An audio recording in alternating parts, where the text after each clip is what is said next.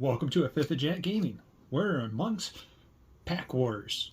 We got the event going on where we're cracking open set boosters from Kamigawa, New Capenna, and Crimson Bow. What are set boosters? They're 12-part card sets, 12 cards in a pack. They're guaranteed to have a foil, an art card, and a chance to get something off the list or something from the pre-cons of those sets. With that said, looks like we got a pack of Kamigawa this time around. Let's crack her open and see what kind of deals we have inside. So it's important to say is go right through the commons into the uncommons, and then we'll start breaking them down unless it's a broken uncommon or if it's a cool art. There's the art card. Flip her over. That's Myojin of the Bloomin' Dawn by Jorget Kragho. I don't know if I said that right, but it's best chance. It's number 33 out of 81. And then we have Stillwater Cliffs. It's a foily version. It's on to Templar. Bamboo Grove Archer. Season of Renewal. Careful Cultivation. And our first uncommon, Awaken Awareness. Costs X and 2 blue for an enchantment. It's an enchanted artifact or a creature. When it enters the battlefield, put X above 1/1 or +1/+1 counters on an enchanted permanent. As long as the enchanted permanent is a creature, it has a base power and toughness of a 1/1. A Rowing Earth costs 2, which causes a breakdown is 1 green and 1 for an enchantment. Whenever a land enters the battlefield under your control, put a +1/+1 counter on a target creature or vehicle you control. It has this little thing called channel, so we can end up discarding it. And if we do, we get to put X amount of +1/+1 targets on a target creature or on a target land you control. It becomes a 0/0 green spirit creature token with haste. It's still a land. And the discard or channel cost is 2 green and an X. It even has a bear. Wins on flavor itself. Next card is the Life of Tesoro Uzumite, or Uzui. I can't even say that right. Anyways, it's 1 and a black, and it's a saga. So at the first step, we get to choose one. Well, first and second step, we get to choose one.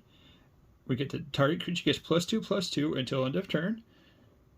The target creature gets -1/-1 until end of turn. Or we gain 2 life. At the end of it, we get to exile it. And it becomes Memory of Tesoro. It's an enchantment.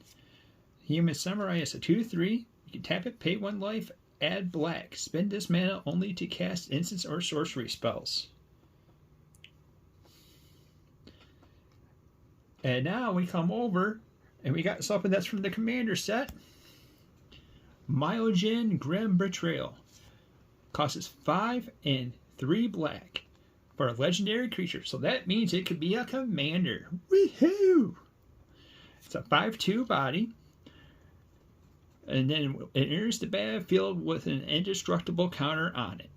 If you casted it from your hand, remove an indestructible counter from Myojin and put onto the battlefield under your control all creatures in all graveyards that were put there from this way this turn. Oh snap, that's not the only thing that we got from there.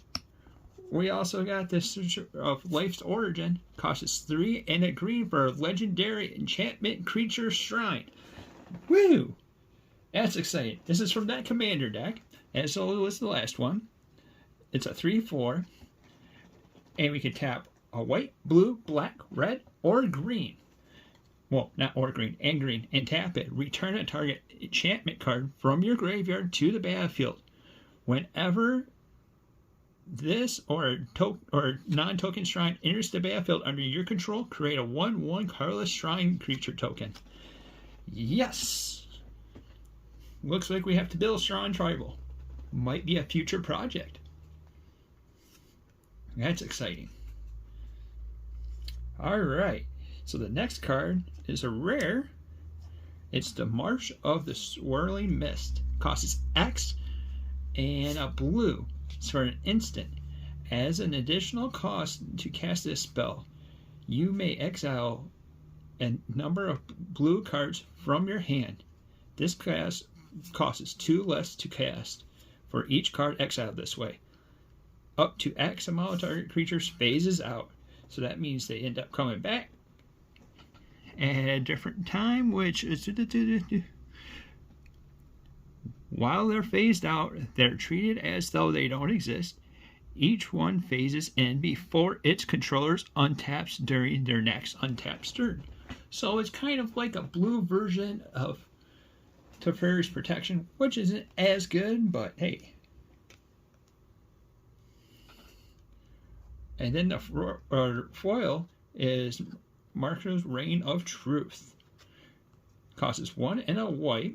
And then at the first step, target creature gets +1/+1 until end of turn for each artifact and enchantment you control. And then at the third and final step, it flips and transforms over into the Portrait of Mercuro. The human noble is a 0/0, and then it gets +1/+1 for each artifact or enchantment you control. And the final card is this card that will let you end up proxying in a deck or anything like that. So that's super, super exciting because, like I said, we have a chance to be able to get a card from the commander deck. And these are the commander cards and everything. You see with the little logo right there. And I'm super excited because this is one of the cards that I wanted to pick up out of the set. With this guy, it's kind of exciting because that's what I wanted to get out of the set. But I will still say that Day 7's pack is still winning. I mean, that top right up there, right off the top, it's great. And then it was pretty charming pack. But this pack, too, was pretty charming in its own right. What do you think? Put it down in the comments down below. And if you're liking the content that we're putting out, like, subscribe, and hit that little bell icon to be notified about any of our future content. Thank you for watching, and until next time, we'll see you later.